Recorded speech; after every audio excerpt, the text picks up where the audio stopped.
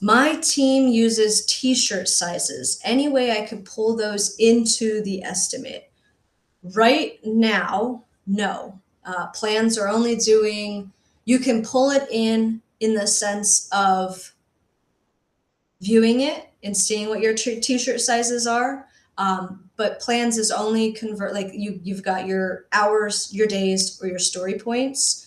If you have t-shirt sizes, what do they convert to? Maybe you could like understand that.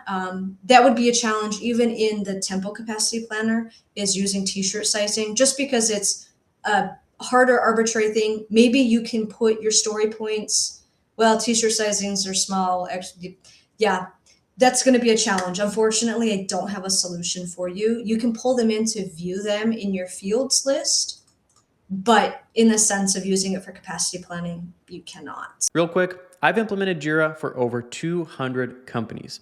By far, the number one reason teams reach out to us is because they built what they thought was a great solution, only to realize that nobody actually ended up using it. And if that sounds familiar, that's exactly what we help you fix. We're currently taking on new projects 4 to 6 weeks out. And if you want help implementing Jira in a way that your team will actually use, hit the first link in the description below.